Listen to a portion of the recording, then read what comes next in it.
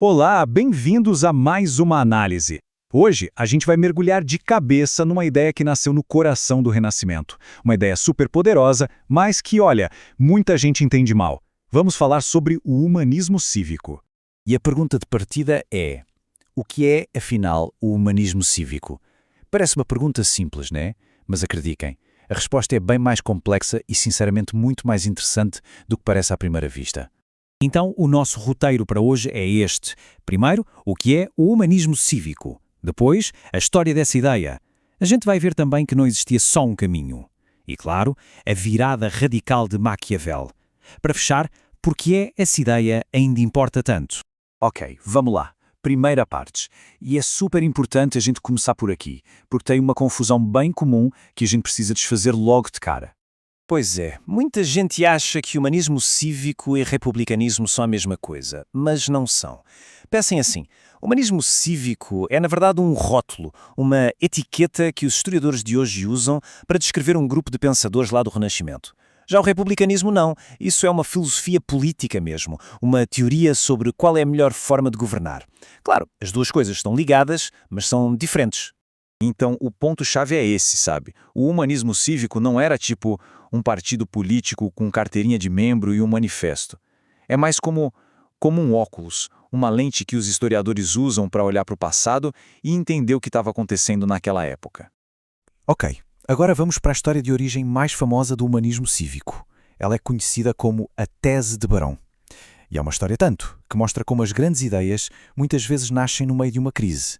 E aqui reparem numa coisa muito curiosa. O salto no tempo é gigantesco. O evento em si acontece lá em 1402, mas a teoria que dá nome e explica tudo isso só aparece mais de 500 anos depois, em 1955, com um historiador chamado Hans Baron. Incrível, não é? E qual é a ideia central da Tese de Barron?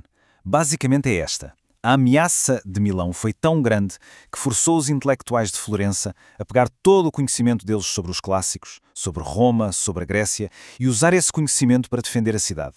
De repente, o estudo não era mais só um hobby, uma coisa privada, virou uma arma cívica. O ideal deixou de ser o estudioso isolado e passou a ser o cidadão engajado, a tal da vita activa, a vida ativa. Só que, como em toda boa história, tem uma reviravolta. A tese de Barron é muito boa, muito elegante, mas talvez seja simples demais. A realidade era um pouco mais bagunçada. Vamos ver isso agora. É aqui que a história começa a ficar mais complexa.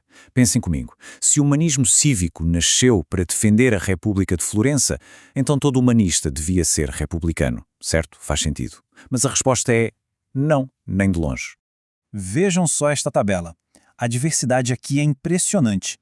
De um lado, temos o Leonardo Bruni, que é o herói da história do Barão defendendo a República. Mas aí olhamos para o mestre dele, o Salutati, e ele está justificando o despotismo. Depois vem o Brandolini, defendendo a monarquia como a melhor solução. E o Piccolomini, ele vai mais longe ainda e propõe um império mundial.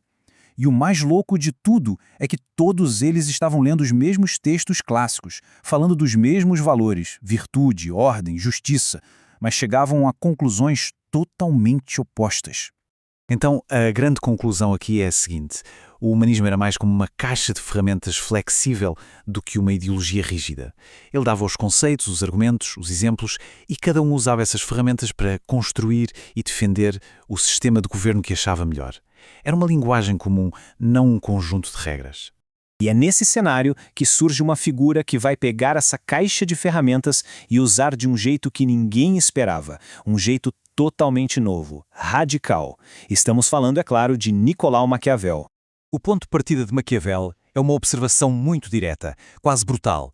Ele dizia que, em toda a cidade, existem dois grupos, dois humores, como ele chamava. De um lado, os nobres, os grandi. O que eles querem? Dominar, oprimir. Do outro lado, o povo, o pópulo. E o que eles querem? Simples, não serem dominados. O choque é inevitável.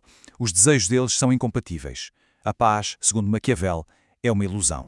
E aqui está a genialidade dele. Enquanto os outros humanistas queriam encontrar harmonia, apagar o conflito, Maquiavel faz o contrário. Ele abraça o conflito. A questão para ele não é como acabar com a briga, mas como gerir a briga. Então, ele propõe duas soluções.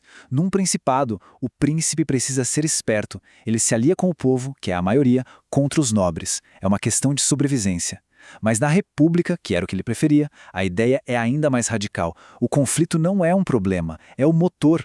É essa tensão constante, essa tensão criativa entre as classes, canalizada pelas instituições certas, que gera liberdade e fortalece o Estado. É uma virada de 180 graus no pensamento da época. Certo, então depois de toda essa viagem, o que fica? O que a gente leva disso tudo? E mais importante, por que esse debate que aconteceu há séculos ainda importa hoje? Vamos resumir as ideias principais então. Primeiro ponto. Humanismo cívico é um rótulo moderno, não algo da época. Segundo, ele não era só republicano. Suas ideias foram usadas para justificar todo o tipo de governo. Terceiro, o grande problema que todos eles tentavam resolver era como lidar com o conflito social para ter um Estado estável. E por fim, a grande lição, os rótulos que a gente usa na história muitas vezes escondem uma realidade bem mais bagunçada e muito mais interessante. No fundo, talvez o que unia todos esses pensadores, apesar das diferenças, era uma crença central, que essa citação capta muito bem, a de que a cidade, o espaço público, é o ambiente essencial para a realização humana. É na vida em comunidade que a gente se torna quem a gente pode ser. E isso nos deixa com uma pergunta final para a gente pensar. Uma pergunta que era super relevante na Florença do Renascimento e continua sendo hoje. A questão de Maquiavel e dos outros humanistas ainda é a nossa questão. Como é que as sociedades conseguem equilibrar a necessidade de união com a realidade de que o conflito às vezes pode ser produtivo? Fica aí a reflexão. Obrigado pela companhia nesta análise